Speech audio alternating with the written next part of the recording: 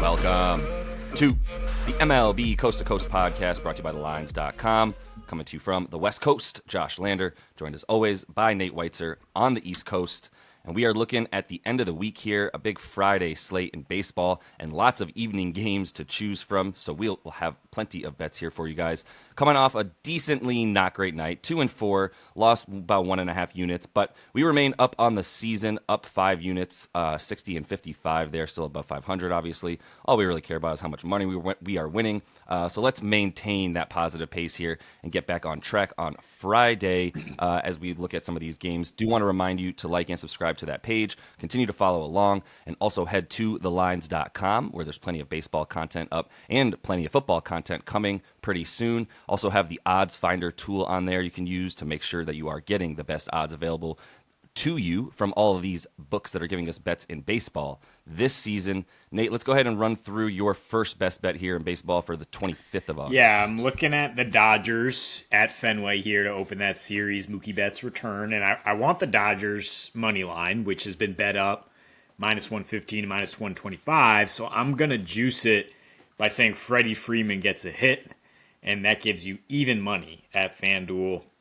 So I think you can split your unit between that or however you want, and maybe even go with Freeman to get 2 total bases because then you go up to plus 170. So Freeman 1 base basically, even 2 bases plus 170. And I'm attacking Cutter Crawford, who has some really troubling data against lefties and troubling data at Fenway. You look at his home road splits, nearly a 6 ERA versus 2 on the road. At home against lefties are posting a 426 WOBA and 41% hard contact against him at Fenway. You know, a lot of guys talk about the approach you can have with the monster there and have that like inside out swing. I mean, turn David Ortiz into a Hall of Famer. Freddie Freeman is just absolutely locked in. 375 with a 625 OPS. Slugging since the All-Star break. 17 walks to 25 Ks. He's hitting 372 in August. He's hitting 360 against American League. 351 on the road with a 12% walk rate. So, I mean, for this guy to stay hot, he's got a little 5-game hit streak coming into this. Not a big limp. Cutter Crawford, second time through the order, starts to give up more hard contact. If he gets through the third time through the order, it's big-time trouble, 55% hard contact. And then that Boston bullpen, it's okay, below average probably. And the Dodgers have the best bullpen in the majors since the All-Star break. I mean, they're 27-10. If you know, obviously, they are a team to back here. That's why they're being bet up here. Lance Lynn on the mound for the Dodgers, and he's just fine. He's a serviceable veteran. He knows what to do, especially when he's got a monstrous team behind him. Is just pound his fastball, mix in that slider. They've both been okay. I mean, his last 4, if he avoids the long ball, he's been fine. He's been able to post a 1.4 ERA in these last 4, 25 Ks to 5 walks. And the Sox are not hitting the fastball and slider very well in this last month. He actually has great career numbers against Boston, including 4 starts at Fenway with 4 different teams as he's bounced around everywhere.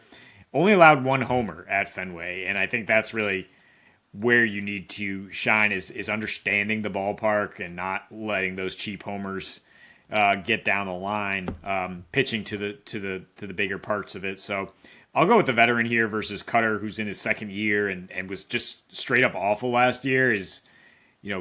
Made himself a major league pitcher, but I think there's still a lot of trouble when you look at a star-studded lineup that's coming into town here for this young guy. Yeah, I mean, the thing that scares me about this game is the volatility of a game that has a total run line of 10.5. That's where I get a little bit nervous. And I would imagine that's in part due to the projection that Lance Lynn is going to give up home runs, despite only having given up 1 playing and having played at Fenway a bunch. But I would lean a little bit towards what you're saying. Like, I have no problem even with minus 126 on the money line for this Dodgers team that I don't know who would be pitching to them that I wouldn't feel comfortable that they could get 4 runs in a game, right? Like there's very few pitchers right now, especially now that Shohei is not going to be pitching for the foreseeable future, by the way, with that UCL tear that he had. Just adding to taking away from a list of pitchers you might feel comfortable opposing this team right now in the lineup for the Doyers, who present the most problems, I think, because of the fact that they can hit lefties with their lefties in the lineup. Like Freddie Freeman might be the best lefty hitter against lefties ever. Not that you need him, I'm saying, in this matchup, but you get my point. Like, it's just tough to really even have an advantage against them. And minus 126 on the road, it's always a little bit of like I get hesitant to pick against the Sox at home, who even their young pitchers should have a bit of an understanding of how to pitch at their home park more so than visiting pitchers. But to your point as well, Lance Lynn, a guy who's pitched there plenty now and was in the AL a bunch as well. So got a few more matchups against them before coming over here back to the Doyers. But I'm good with everything you're saying here in terms of Freeman as well. Like, he's one of my favorite baseball players of all time. I'm just glad he's off the Bravo so I can root for him. I'm going to start with that Atlanta-San Francisco game. And I'm kind of backing both pitchers, but I'm really backing Spencer Strider in this one. I'm going for a nerfy, Nate. We've never talked about this on the show yet, but a no-run first inning. It was all the craze. I think for a bit it died down. There's some pretty good yes-run first innings that you can find, but this is decent value at minus 130 on DraftKings. So I'm going to go for a full unit on that. Just some numbers specifically on that. I'm also going to go, just mention, under San Francisco's first 5 total runs. So, and that's at 1.5. And I would get minus 120 on DraftKings there, half a unit to fade the San Francisco offense against Spencer Strider. Starting with the nerfy concept here, Logan Webb on the mound, no slouch himself, by the way, like also in the Cy Young conversation, even though he's just probably right outside of a legitimate contender for it. And he's had a few issues this season, and that hasn't looked as good as he did last year, but that's especially true on the road. He's much better at home right now, 2.11 ERA at home in that big old outfield, 4.63 on the road. So, this was the pitching matchup when they faced a week ago in this between these two teams, just on the 19th of August, and it was a nerfy right there. And then Webb ended up giving up a four earned runs on a big home run as well. But Strider was incredible in that one, and both these guys have had really good numbers, not allowing runs in the first inning. 3 in a row for Webb, including 20 of his last 26, and then for Strider, it's been 21 of his last 25 starts, and 11 in a row that he has not given up a run in the first inning. The fear here is that, like, the Braves are known for scoring in the first inning. And to be fair, also, like, they do have the batters that are expected to be in this lineup do have a 262 batting average against Logan Webb. But if he's keeping the ball down like he has in his last roughly like 5 starts, where he's really hasn't blown up at all because he's kept the ball down and hasn't given up the long ball, which I think he'll be able to manage that here as well at home, where, like I said, he's been much better giving up a quarter of the amount of home runs that he's given up when he's on the road in less friendly ballparks. So I think the nerfy's a good one there. The under for the Gigantes, like, I feel like I was like taking a leaf out of your book, where I just kept coming back, using all this logic to come back to, all right, well, it sounds like the thing you're most confident about beyond all is that this Giants team won't hit against Spencer Strider. So how do you want to fade them? I'm going to fade them under 1.5 runs, which can feel scary, but this offense has literally been a bottom 2, if not the worst offense in the last month. It's the reason that they faded from NL West contention, is the reason that they find themselves on the outside looking in of a very crowded NL wild card. And it's their hitting beyond all else, and it's against Strider specifically. Their starting batting lineup that you can expect is coming in hitting 114 against Spencer Strider. Like I said, he just came off pitching 7 innings against them, gave up 1 hit and 10 Ks just 6 days ago or so.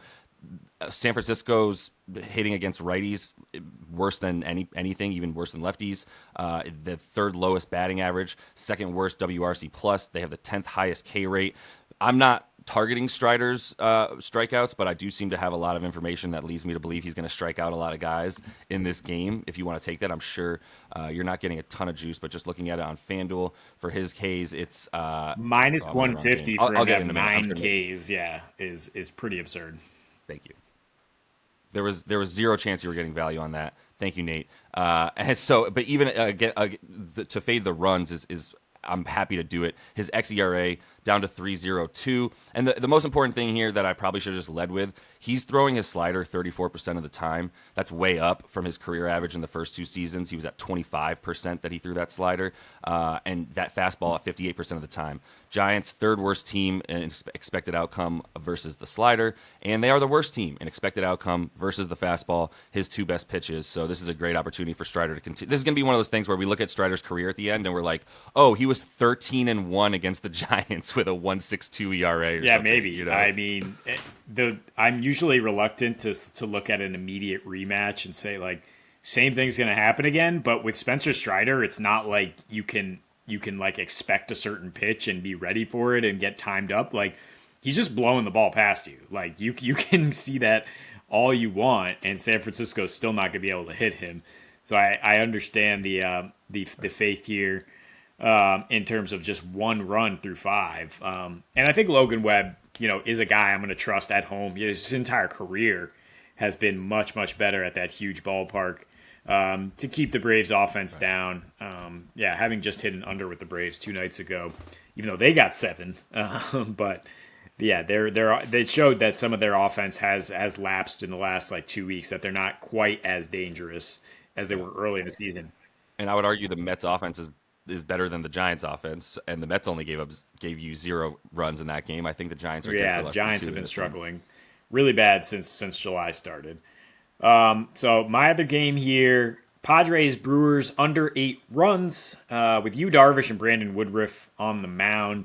I think those are 2 starting pitchers that you can rely on not to implode. I know Darvish has given up 4 in consecutive starts, but he matches up well against Milwaukee. I mean, his career numbers: 7 starts, 2.09 ERA, 5.7 K for walk, and it's the lefties that he's been able to handle. You look at Yelich, Ramel Tapia, and Carlos Santana, and they are hitting 160 against him. The Yelich and Santana have each hit 2 solo homers of their 9 hits here. So it's encouraging that Darvish has really limited homers lately on the road, especially as we go to a pretty big ballpark. He's limited exit velocity and hard contact a lot in his last 5. Arizona was able to line him up, and that's why he gave up 4 runs there. But yeah, he still has one of the better sliders in the game. Milwaukee is 27th against the slider on the season. He even faced them earlier this year. I mean, the last 2 times he faced them since joining the Padres, they've scratched out a couple runs on a sacrifice, and he's piled up Ks. So I do think Darvish is not going to blow up. I think he's going to have a quality start here. These bullpens are 5th and 6th in ERA in the last 2 weeks, so I don't think that the bullpen's going to be the culprit here. I know Milwaukee's offense has been pretty hot lately, but San Diego's been playing these lower scoring games. They are 11-4 to the under, 11-3-1 exactly in the last 15 here. And Woodruff coming off a rough start in Texas, because that is a tough place, and because he walked a couple guys and then gave up a couple homers. But we're talking about a .077 BABIP. We're just saying Texas really wasn't able to chase, didn't bite on his curve and change up and chase. San Diego might not either, but they just haven't been flashing the same type of power. Woodruff was lights out against righties last year, lights out against lefties this year. I mean, he's just got great stuff, and he knows how to pitch. Last year at home, 2.06 ERA, held guys under 200 when they were runners in scoring position. So I don't think he's a blow-up candidate either. I think the bullpen shut it down, and we stay under 8 runs. I think that's fair. I was looking at a similar bet here in this game, and the only reason I didn't really feel comfortable with it was because of the propensity for you to blow up. But this is not the team that you expect to blow up against him, for sure. I would agree. So I'm good with the under in this one. The bullpens, have been very impressive, and really, I mean, the pitching for San Diego for the most part has been really impressive. It's been those random 4 home runs allowed that from Yu Darvish that scare you, but it's hard to predict that, and that's less likely, especially in this scenario versus this lineup, than it is more likely to happen. So I'm going to end with a very simple play a prop here on the MLB show, Nate, and that is Ian Happ over 1.5 total bases, plus 150 on DraftKings. It is plus 550 for him to get a home run. Maybe a 5 spot on there or something. Maybe a little 5-year if you're not worried about parting with a Lincoln if it doesn't happen.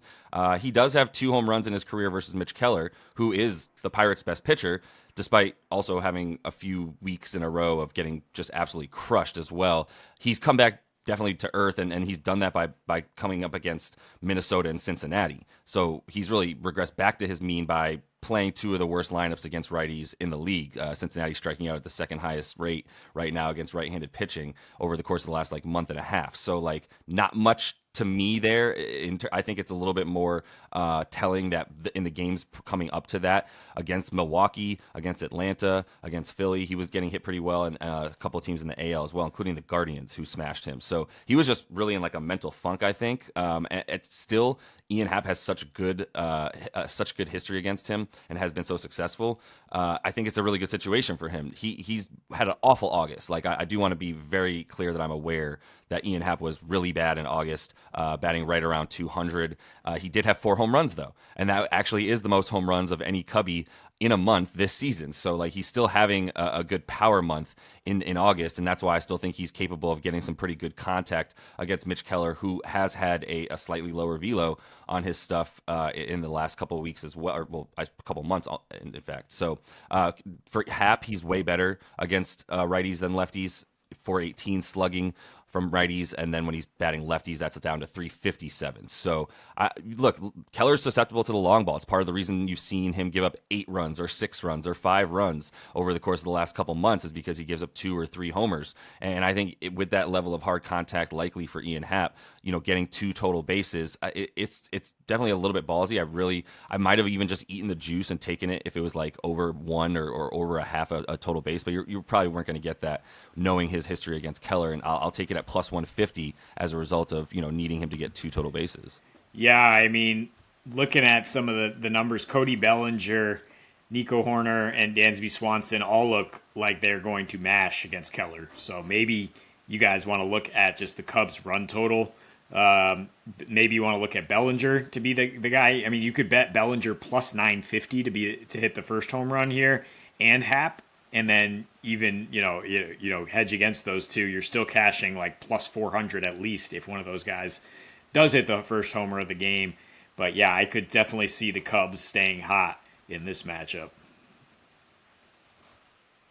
Yeah, I'm going to need them to. I have quite a bit riding on them to make the playoffs where they currently are, and also a little bit on them to win the division. But the Brewers do keep winning right now, so we'll see how that. And Bob Woodruff is a nice pitcher there. So anyway, that is all the time we have for you guys in this one. Make sure to like and subscribe to that page. Coming back to you next week with more videos each and every weekday. So until we see you next, happy betting.